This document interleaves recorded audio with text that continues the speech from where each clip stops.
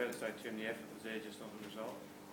Yeah, well, there's no doubt it was an effort. 15 men for 60 minutes or so was a fantastic effort from the guys, particularly with Rob coming back and Keith Galloway coming back from periods out of the game. So we had to battle hard, but I thought we did.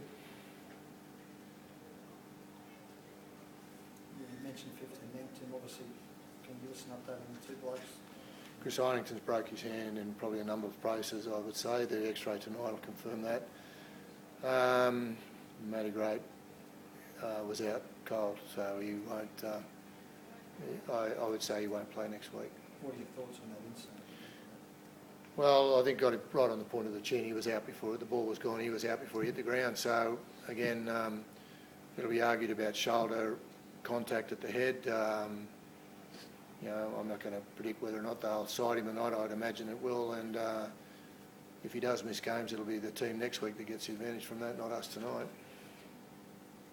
Where do you sit on that? Well, look, it's a difficult one. The free interchange is a start, but you're still playing with 15 men. If you go with 19, or 18 rather, what happens if you get 2? So where do you draw the line? But it is a disadvantage to a team to lose a man and have a guy put on report. So unless it's a stiff arm these days, but it looks very similar to the Pritchard, although it's not side on, it's head on, but it's still a high shot. It sounds like you don't think that warranted a send-off, the incident, from what you saw, or do you think it did?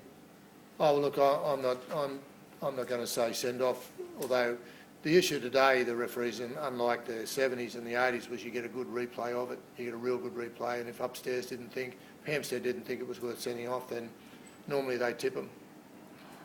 Put it on report. Still think it's a soft option, but anyway, they're not to know that the kid's out cold and can't come back on. But in saying that, I think as soon as he hit the ground, I knew from where I sat that he was in all sorts.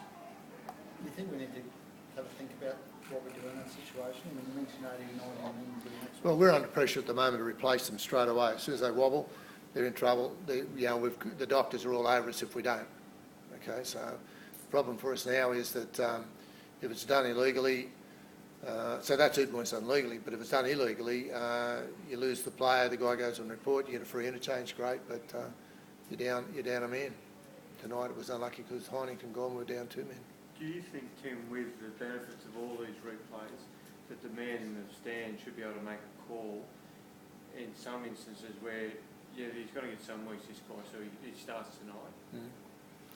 Well, look, I'm not here to be saying, Tio should have been sent off, guys. So, all I'm saying is there's an anomaly in the system, isn't there? When something like that happens. Do you have a preference for how that should be resolved? Look, I think probably an extra man's a good start, and the doctors are particularly asking us to bring people off. So if you hit illegally, and as Marshall was,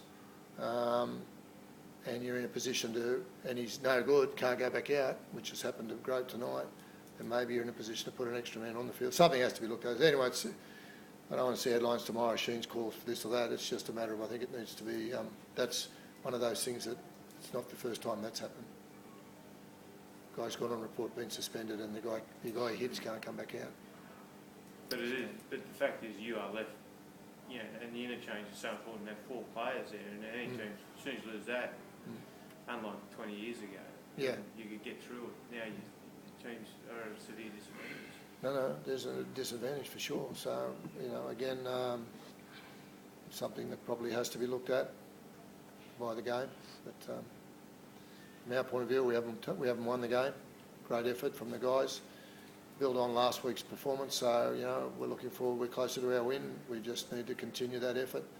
Mind you, I'm going to be putting the side together. Luckily, we've got 9 days to put it together, but we're going to be scratching to put a side together in the back row's point of view now, losing Heinington as well. Tim, with that, losing him as well, Chris, today, and Garrett, how desperate are you in that department? Well, I'm not playing next week, so don't worry about that. It might be too far away. But in terms of, how many more can you lose? Yeah, well, you're losing people in the key position, in one position. When you lose a lot of people in the one position, most sides will struggle. You're starting to have to dig pretty deep. So guys will have to, fill in. Guys who don't normally play there will have to fill in a bit, and some of the younger ones will have to be given a go. There's a couple of good kids in the 20s in our state cup, so there's someone will step up. But experience is what we've lost in Gareth and Chris. We've already got an inexperienced guy in Benny Murdoch, and now we'll be bringing out and young Grote and Woods. So now bring on another young fella. It's not always easy to step up under the pressure that we're under with a 1-5 start. That's not easy for a kid to come in and sort of. The guys are a bit anxious at the moment about it, so the pressure's on us. So it's not easy to bring in a youngster. Tim, what do you do with that pressure of that 1-5 start? Like, when does it? Do you start looking at things and start working out, well, there's this many games left and we've got to get this many points? No, you don't do that at all, Paul. You look at next week, you've got to win a game, then win another game and start to pull people back. I mean, the sides are beating each other. Melbourne are the only side out in front, and other favourites. Manly have lost 3, Canterbury have lost enough now when they jumped early. So there's the comp showed last year and the year before that you put together a win, you put together 2, and all of a sudden things become achievable again for us. But we've talked about it. The 2 games we showed heart. The fans stayed there tonight. No one booed the team off. That type of thing, so they know there's effort. And when there's effort, the win's around the corner. And I believe Robbie made the comment when we went into the shed that effort is there. We keep that effort, the win will come. From 1 comes 2, comes 3. You don't start thinking about what. You start adding up the percentages. Well, that's for Dave Middleton and the rest of us to start that sort of stuff. Robbie, Tim mentioned the guys are feeling the pressure of 1-5 starts. What is it like? What is the feeling at the moment? Look, again, after the game, as I said to the boys, that if the effort wasn't there, I'd be worried. Things aren't going our way. First half, we probably should have scored down one corner of the field. We drop a ball, Brisbane go 100, score. Then they get a try off the next set as well. Those things, obviously, when you're not winning games, things don't go your way. But we're working hard at training. We worked hard right to the 80th minute there tonight. And as I said, things will turn as long as we keep putting in that effort week in, week out. The wins around the corner. How much faith do you take in the fact you guys have strung together wins in the past? Yeah, we know we can do it. Hopefully we don't have to rely on it. Right towards the back end of the year, we'd like to start winning soon. But we know it's possible. 1-5, it's not a good start, but we know we can turn things around. Tim Moulton in that first half was letting a few bombs go. Was he struggling out there? Was he? Look, on the 2 occasions there was a misread. I think there was a call from the winger initially, then he called it, then the winger called it, and they both sat there and watched it. That's, you could see there was indecision between, the border was placed between them. Timmy knows he needs to dominate that and take that, and he's pretty disappointed about it. But that's not to say Tim's not a great fullback for us. He is. He showed a slashing run through there in the first half.